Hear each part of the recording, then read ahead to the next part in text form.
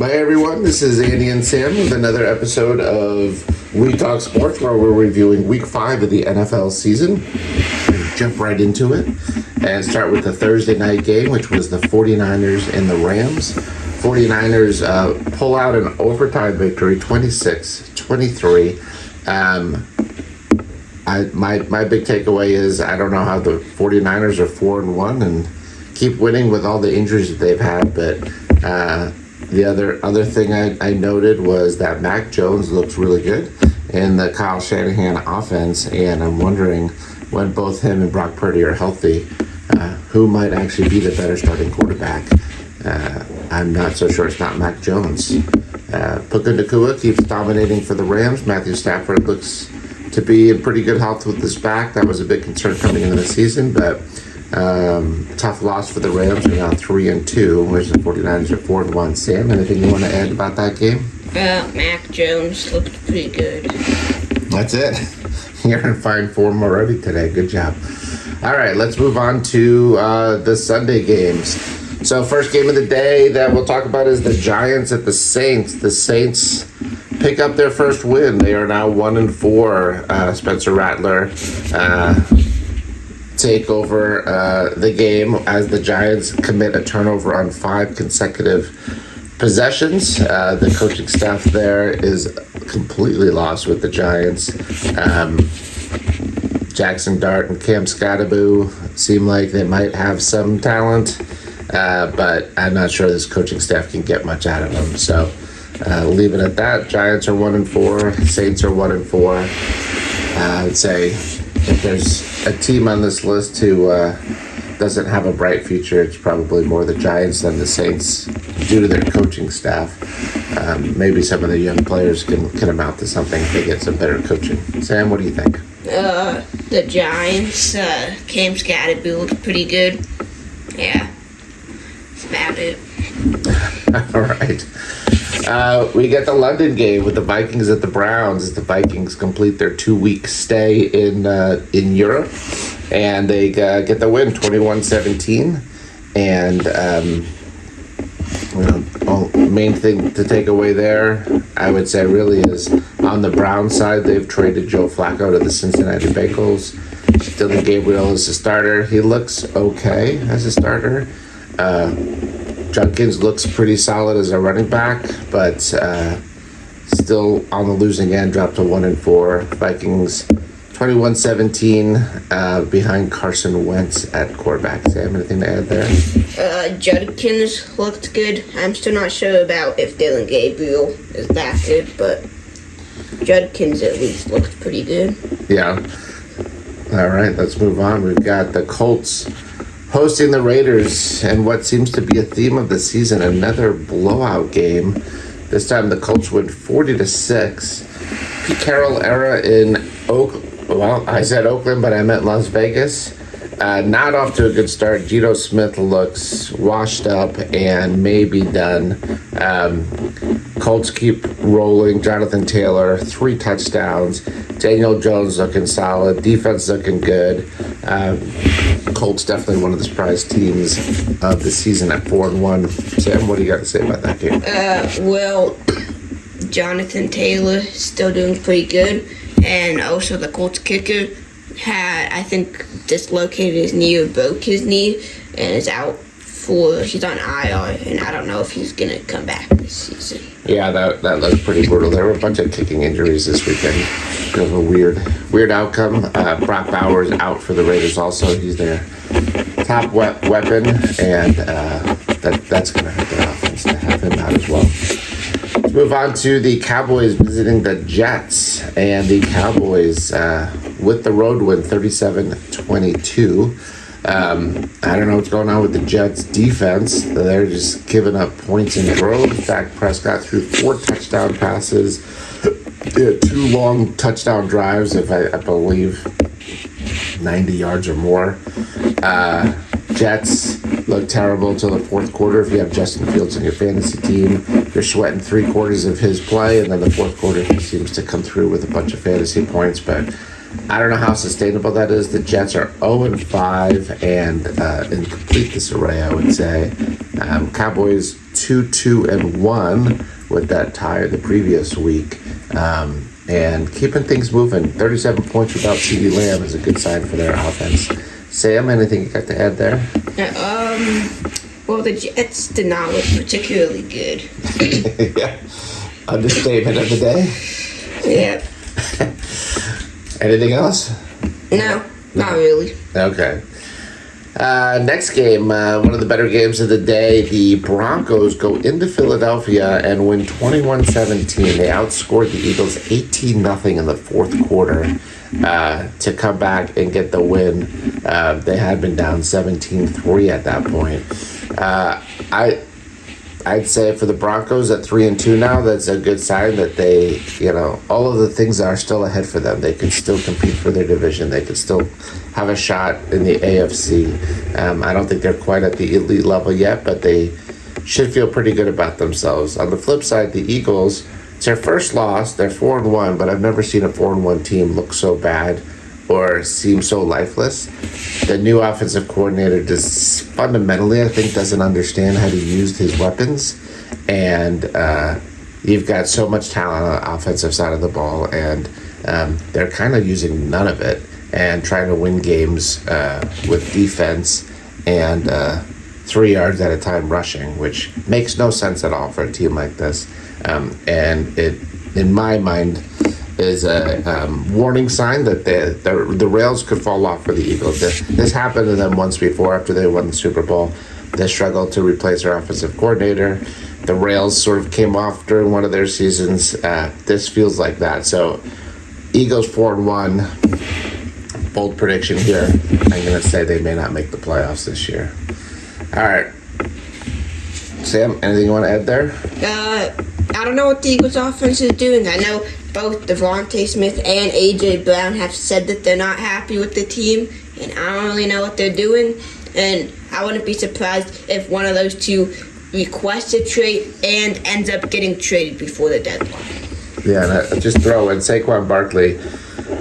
People were worried he'd be a little less effective this year because of how much usage he had last year, but this has nothing to do with his usage last year. They're not putting him in positions to be explosive or to have an impact on the game. Jalen Hurts, I think because he's not throwing the ball to those guys at wide receiver that you just mentioned frequently enough, when he does throw them, he's a little bit off. Their timing is completely off. Yeah, he's thrown the few passes that he has thrown specifically to A.J. Brown. I believe he's tried to throw to a wide-open A.J. Brown multiple times and overthrown it almost every single time. Yeah, that's not a Jalen Hurts problem. That's not an A.J. Brown problem. That's an offensive game planning problem.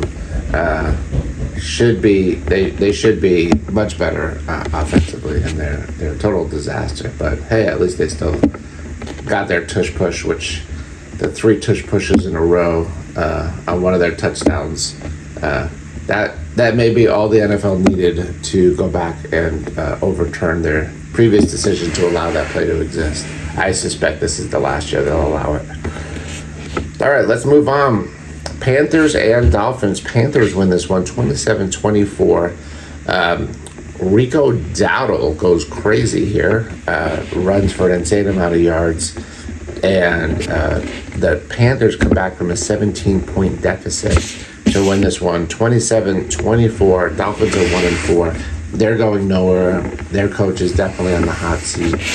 Panthers are 2-3, and I don't think they're going to have a great season, but they're competing. I can't say that they won't have a shot at being close to 500. Sam, what do you think? Well, the Panthers, I don't really know. I don't think they're going to be that good. They are, I believe, the first team to ever make a podcast quit because of how terrible they are. And, yeah. What is that all about? There's a Panthers podcast that quit because the Panthers were so terrible. All right. Well, they may have jumped the gun on that. All right. Next up, we have the Texans and Ravens. Most disappointing team of the season by far.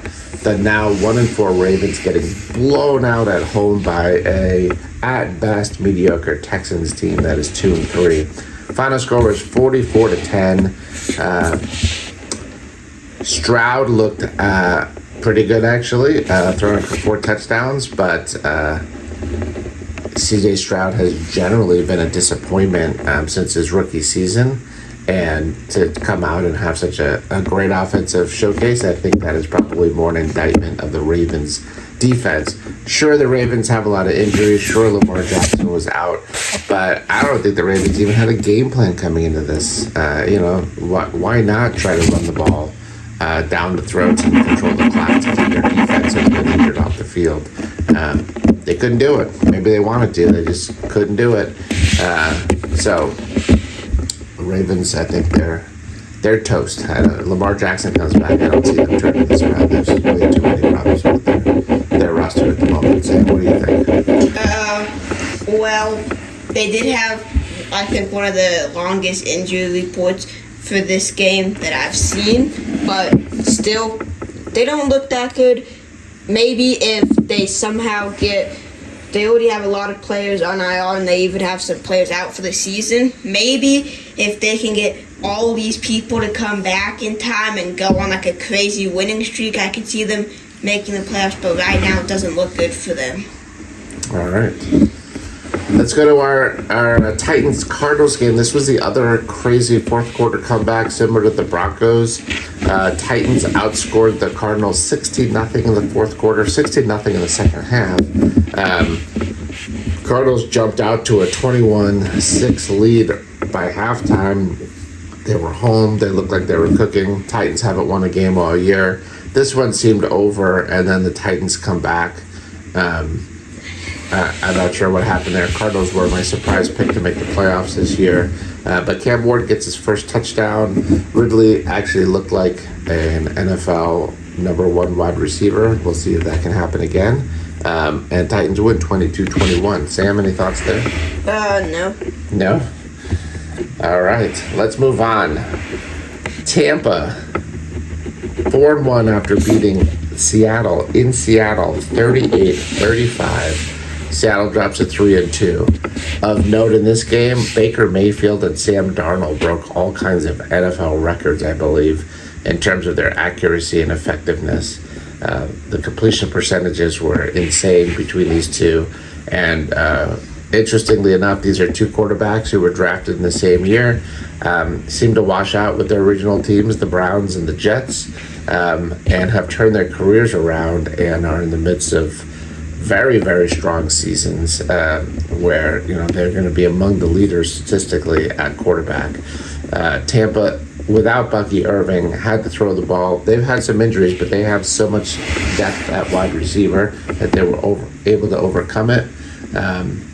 Seattle, 35 points, nothing to sneeze at. They have a pretty strong defense, but Baker Mayfield carved them up anyway. So Tampa, Seattle, one of the more entertaining games of the day. Sam, anything you want to add there? No. Nothing at all? No. Come on, that was such a good game. Well, I didn't really know that the game was happening. 'Cause I didn't watch any of it, and I didn't really hear anything about it, so. You turned Red Zone off after the early games, and then you were done for the day, huh? Well, specifically, I just didn't see any of this game on Red Zone. All right. Well, you need to up your game, Sam. Come on, we've got fans who want to hear your insights. All right, let's move on to the Lions at Bengals. Early preseason, this looked like it was going to be a fun, exciting game. And then Joe Burrow got hurt, and the Bengals fell apart offensively.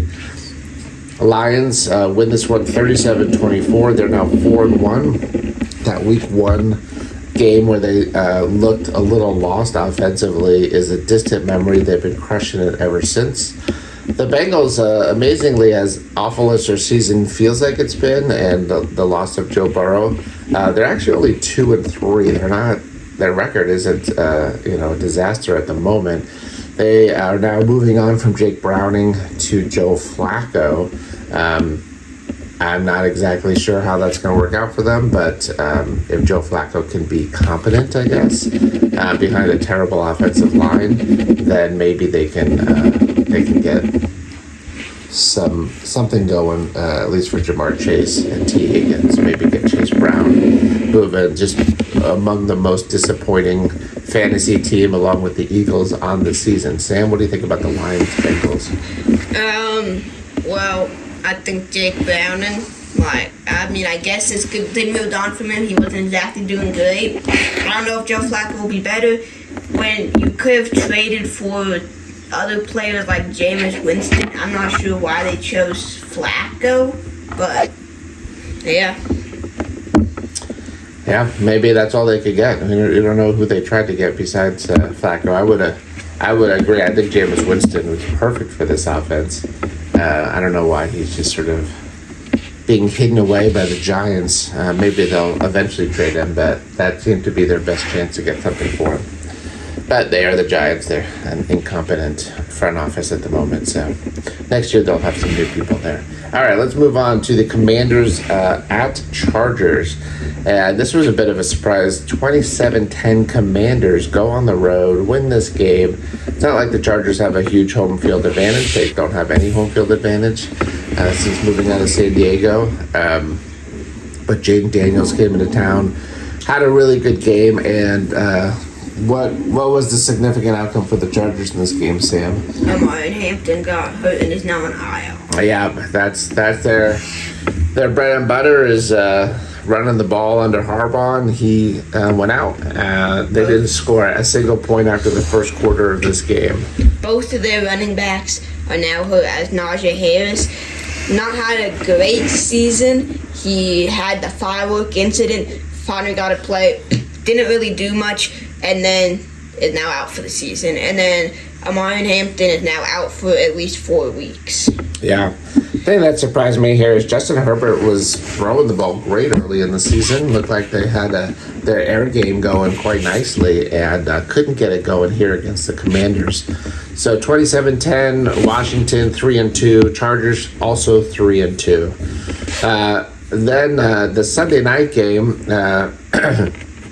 Patriots go into Buffalo and surprise the Buffalo Bills 23-20. Buffalo drops to 4-1. Patriots improve to 3-2. I think what you're seeing here is Buffalo is still a very solid team. They weren't going to go undefeated this year, though. And the Patriots are just a little better than I think people thought. Drake May has come quite a long way to being one of the more dangerous NFL quarterbacks. Stephon Diggs, for his second week in a row, has eclipsed 100 yards receiving, getting a little bit of revenge against his former team there. And I think the Patriots suddenly are now showing up as a AFC playoff contender, maybe a year earlier than people expected under Mike Vrabel. Sam, what do you think there? Well, I always predicted the playoffs for the Patriots. I thought that the Patriots were going to sneak into the playoffs with the 6th seed. Yeah, so not a surprise. I think Drake May is a good quarterback. Them adding Stephon Diggs was a pretty good move. Yeah, I slept on Stephon Diggs on my fantasy team. I thought about adding him. I thought, let's see if he can do it one more week. And then right before the games started last weekend, somebody picked him up off waivers. And he will not be released, I imagine, unless something unexpected happens. All right, last game of the week, Monday night, Chiefs at Jaguars. Jaguars, one of the big surprises of this season, at 4-1 now with the win 31-28. Best way to describe this game is a trip, a stumble, and a touchdown. That's Trevor Lawrence on the final game-winning play. If you haven't seen it, find the video. It's a little bit funny to watch, but he falls down. I think it was a trick play. Hikes the ball, immediately falls down, gets up, falls down again, gets up, and just runs in the end zone. Honestly, I think the Chiefs defense was stunned, didn't know what was going on, and it was the game-winning touchdown. So Jaguars 31-28. Chiefs at 2-3 now.